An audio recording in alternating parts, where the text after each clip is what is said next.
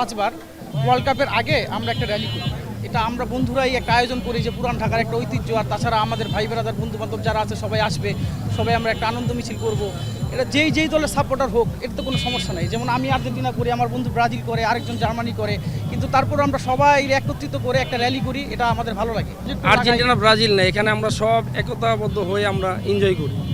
অবশ্যই Argentina favourite, এরপর যদি ফেভারিট ধরি তারপর ফ্রান্স আছে, স্পেন আছে, পর্তুগাল আছে, নেদারল্যান্ডস আছে, তারপর হচ্ছে আপনার জার্মানি আছে।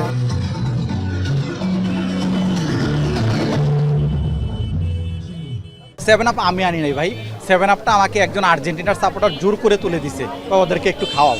আমরা এবারও শতভাগ আশাবাদী এবং আমরা এতটাই আশাবাদী যে ব্যাক টু ব্যাক আমরা এবার ওয়ার্ল্ড কাপটা জিতবো। চাই ইরান কাপ নিবে, ইরান না নিলে ব্রাজিল। আর্জেন্টিনা একবার কাপ নিচ্ছে, এটা সচক্ষে দেখছি, আলহামদুলিল্লাহ। আর বেশি কিছু চাওয়া নাই।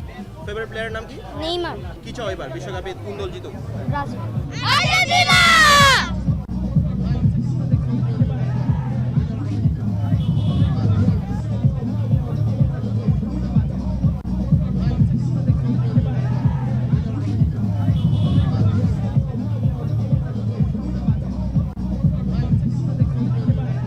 ফুটবলের ছোট দল বলতে কিচ্ছু নাই।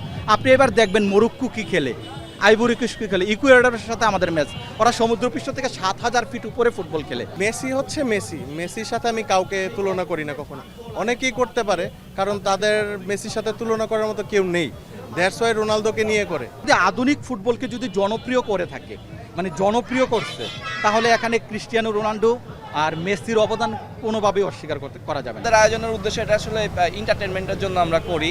তারপর যারা ফিফার ফ্যান আছে তাদের একটা মনের আশা আকাঙ্ক্ষা পূরণ করার জন্য আমরা মেনলি এই আয়োজনটা করি। 2010 সাল থেকে এই পর্যন্ত, এই বছরও ইনশাল্লাহ এটা করতেছি। তো এটা হচ্ছে আমাদের মূল উদ্দেশ্য। খোঁচানোর বিষয়টা বেশি উপভোগ করি, কারণ সবসময় তো আমরা ভ্রাতৃত্বই দেখাই। এই ফুটবল আসলে পরে তারা আমাদের একটু খোঁচায়, আমরা তাদের একটু খোঁচাই, পোক করি আর কি। এই জিনিস আমরা অনেক উপভোগ করি।